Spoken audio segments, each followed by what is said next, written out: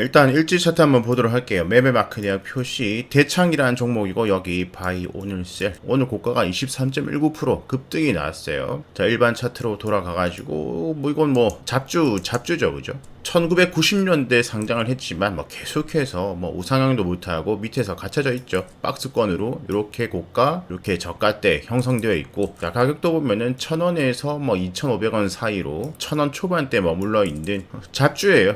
계속 잡주 하니까 좀 유감스럽네요. 근데 이 잡주가 수상하다. 자, 어디서 수상하냐? 여기서 뭔가 수상해요. 여기서. 자, 이날 시세 전으로 보면은 여기 한번 급등했다가 쭉 내려와서 이렇게 쭉 조용한 모습을 보여줬어요. 일단 대창은 테마 섹터로 보면 어느 관련주냐면 뭐 비철금속, 특히 이제 구리 관련주이고 그 다음에 그래핀 관련주예요. 그러면 일반적으로 구리 관련주로 포함이 된다면은 구리 가격이 상승하고 하락할 때 영향을 받을 수 있는 것. 자, 그런데 이 잡주가 조용하다가 갑자기 튀어졌는데 일단 구리 관련주다.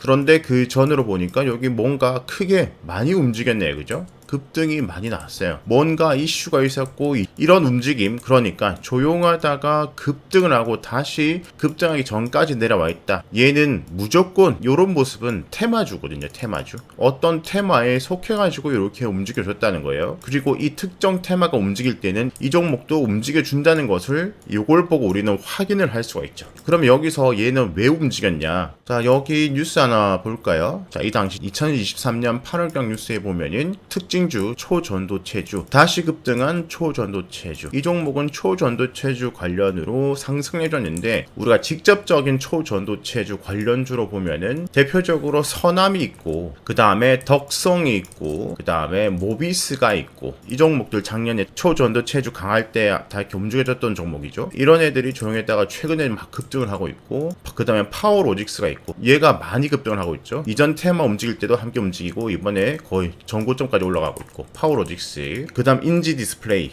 움직이고 있고, 인지 컨트롤스, 그 다음에 원익 P&E 얘는 뭐 조금만 움직이고 있고, 테마 다음에 밑으로 깨고 내려갔으니까 테마주 후순위로 밀리는 분위기죠. 그다음 뭐 아모텍도 있고 신성 델타테크 얘가 이제 거의 대장급이죠. 얘는 올라가고 더 올라가고, 뭐 그 다음에 뭐 탑 엔지니어링, 한양 ENG, 그 다음에 CCS 얘도 거의 대장급 움직이고 또 엄청 급등하고 있고, 요런 애들이 초전도체주 1차 관련주, 직접적인 관련주. 오늘 뉴스예요. 열풍 왜 또 국내 연구진들이 초전도체라고 주장하는 물질인 PCPOSOS의 실험 결과 발표를 앞두고 또다시 지금 기대감이 만들어지고 있어요. 예전에 움직일 때 발표 전에 움직이고 발표하고 아니다 하고 훅 내려갔잖아요. 여기 LK99 그죠? 지금 또 기대감이 만들어지고 있어요. 김현탁 미국 교수와 이석배 퀀텀 에너지 연구소 대표 등이 다음 달 3월 4일 미국 미네소타주에서 열리는 미국 물리학회 학술대회에서 초전도체 주장 물질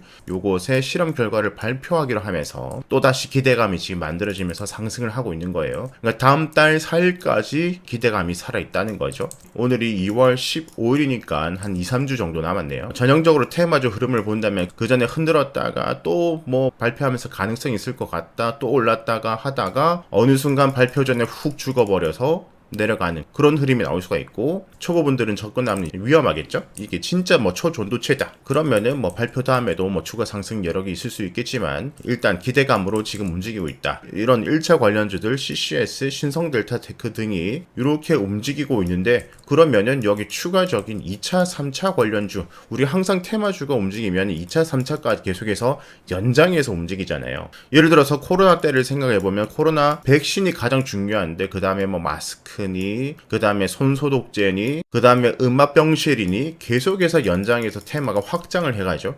역시 직접적인 1차 관련주 오르고 그 다음에 2차, 3차 확장으로 봤을 때 2구 산업, 초전도체 원료 구리, 초전도체 원료는 구리잖아요, 그죠? 그러니까 2차로 구리 관련주들이 움직일 수 있다는 거죠. 그런 와중에 구리 관련주들 조용하고 이 대창도 조용한데 갑자기 윗꼬리가 달리면서, 정말 조용하던 것이 윗꼬리 달리면서 쭉 내려오는 모습을 보여줍니다. 시세 죽고 난 다음에 최근에 고점대 이렇게 횡보 구간, 그 다음에 위쪽의 고점대 여기죠, 그죠? 여기 윗꼬리 많이 달려있고 이렇게 고점대 여기까지 한번 확인 이런 것들을 우리가 세력이 고점을 한번 테스트해본다 고점 확인봉 이렇게 불릴 수가 있어요. 그리고 이 종목은 이렇게 조용할 때 내려갈 때 여기가 기관 이 초록색 기관이거든요.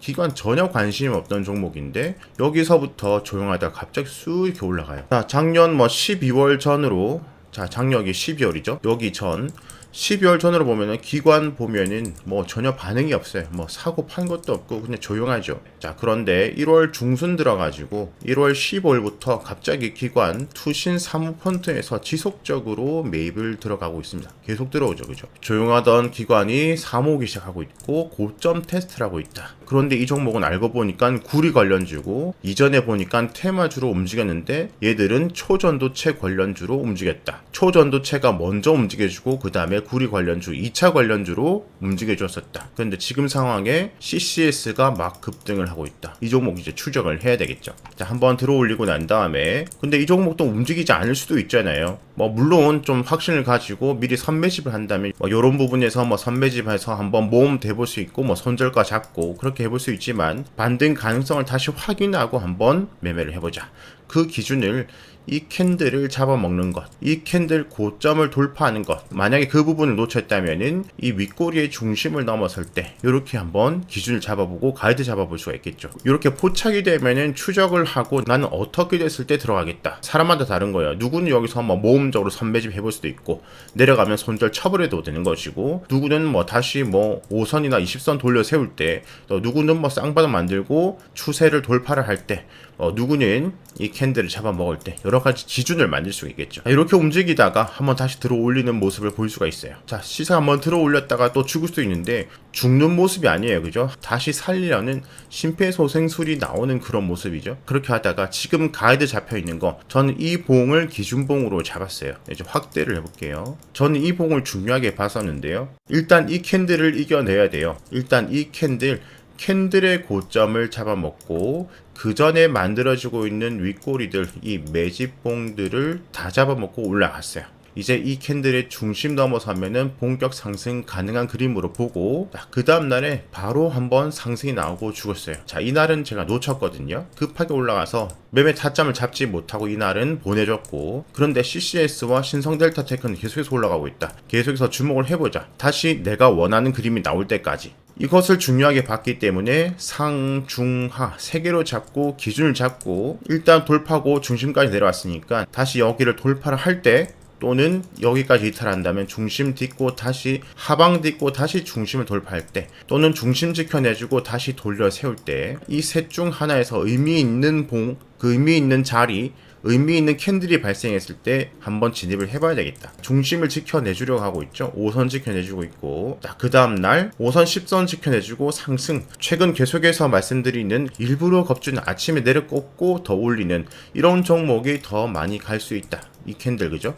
중요한 캔들. 자, 이 중요한 봉을 드디어 종가가 넘어섰지만 아직 밑에서부터 많이 상승한 거 아니고 그죠? 이격도가 그렇게 먼 건 아니죠. 20선 여기 있는데 만약에 여기 있다 그러면은 사기가 좀 부담스러웠을 건데 상승했음에도 불구하고 이격도가 멀지 않고 이제 윗꼬리 중심 대략적으로 이런 부분 아래 위치에 있고 그 전에 있던 캔들을 다 잡아먹으러 가는 하지만 거래를 한 게 많이 터지지 않았죠. 여기서 많이 터졌으면은 이미 힘을 많이 썼을 거라 생각하는데 최근 터진 거의 절반 터진 거의 절반 정도 하지만 거래량은 의미있게 나오는 것 아직 힘을 여기까지 쓸 여력이 있다. 그래서 이날 매수 그래서 멤버십 채팅방에도 여기와 여기 이 캔들 두 개에서 제가 관심을 가지고 있다고 공유를 해드린 부분이에요. 다시 매매 나크넥 표시 이 캔들이죠. 자, 여기 매수 오늘 운 좋게 바로 갭 상승 여기 장기 이평선 돌파 여기 캔들 중심 돌파 고점 돌파 이렇게 하면서 쭉 급등하는 모습을 보여줬습니다. 상승하고 저항받는 부분을 보면은 대략적으로 여기 시세의 중심 여기 캔들 고점대 조금 더 확장을 해보면 여기 고점대 이렇게 되죠. 그죠?